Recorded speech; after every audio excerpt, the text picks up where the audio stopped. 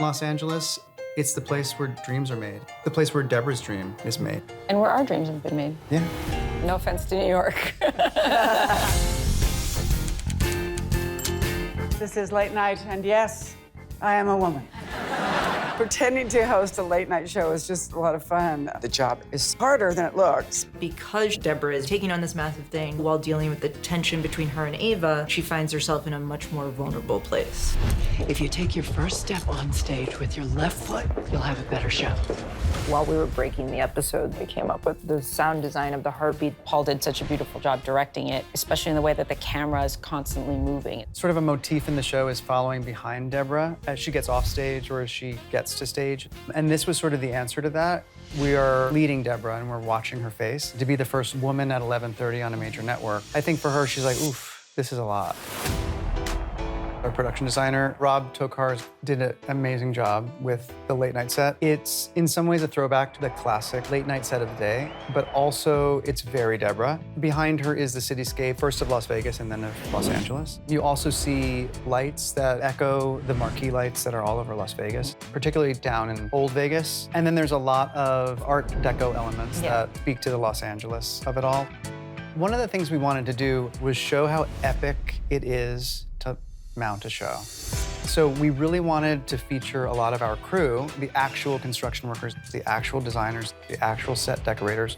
We filmed the actual wig maker who makes the wigs for Deborah Vance. Every single strand of hair is sewn into a piece of lace. It's crazy the amount of work that goes into something that hopefully you don't even notice because you're supposed to make it look effortless and easy.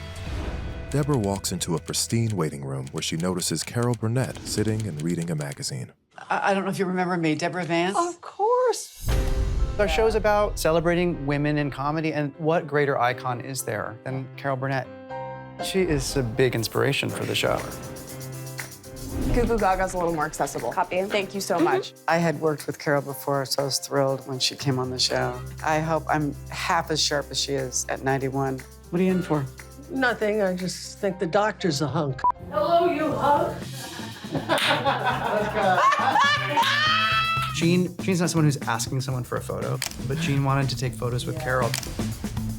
We talked about the theater. I had just seen Once Upon a Mattress on Broadway, and I could see how that show made Carol a star. For Deborah, there's so few people she could look to and say, well, you've had a similar experience to me. And she gives her really beautiful advice. I would pick one person in the audience and I would do the show just for them. It does come from real life because I used to do live comedy and no one would be laughing but Lucia. And I'd be like, it's fine, whether it's because she loves me or not. I know she does. It was funny. We've been working late nights the whole week. Well, only 198 shows left this year, so. Rose fake laughs politely, but it sounds like her soul is leaving her body. Why don't you guys go home and get some sleep? They all get up fast and get the fuck out.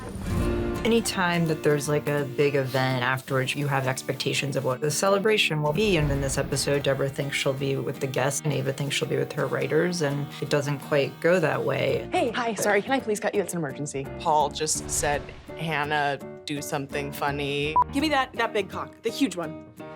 Please, it's an emergency, sorry. I'm gonna lube it all up then. Gonna put it all over there. Gonna slide it. So you... What do you think, I went into the parking lot and then shoved this thing inside me with the plastic still on and came back in like a sex-crazed, public masturbating maniac who's tight on buns? No. I don't know, that just kind of came out of some deep part of my soul. For Deborah, she's looking for a little bit of an emotional pick-me-up. Damien and Deborah arrive at the Weho Club.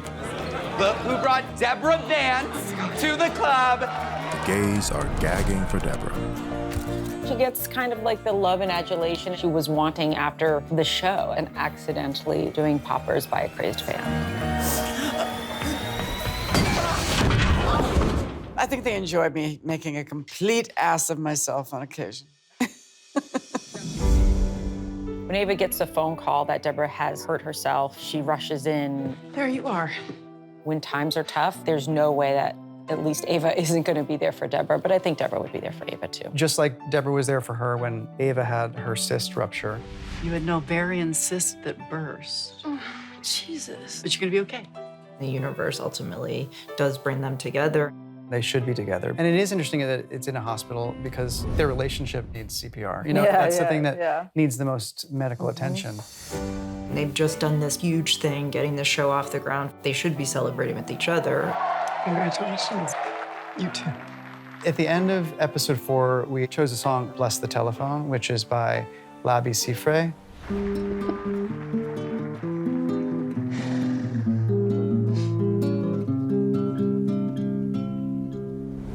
That song makes me weep every time I hear it. Such It's a so beautiful good. song. We also used a song of his last season in the bodega when Ava sees the champagne bottle.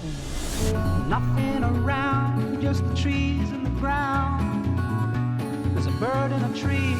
So it did feel kind of apropos to be a moment of connection, even though it's not a full reconciliation, to use that artist's work again. Randy Newman performs I Love L.A. My good friend Randy Newman, ladies and gentlemen! In this episode, having Randy Newman come and sing I Love LA was a really powerful moment, I think. We wanted to dedicate this episode to the people who suffered through the wildfires. We filmed the last 3 seasons in a house in Altadena. Whoa. Whose house is this? Mine. And that house was lost to the wildfires, one of many. And the neighborhood of Altadena has been a home to our shooting and has really welcomed us and has been a big part of our show. And so from the very first moment to the very end of the episode, it is a love letter to Los Angeles. Whether it's at a gay club or at a sex shop or at a bar, it is a place where we feel supported. We just love making our show here in LA.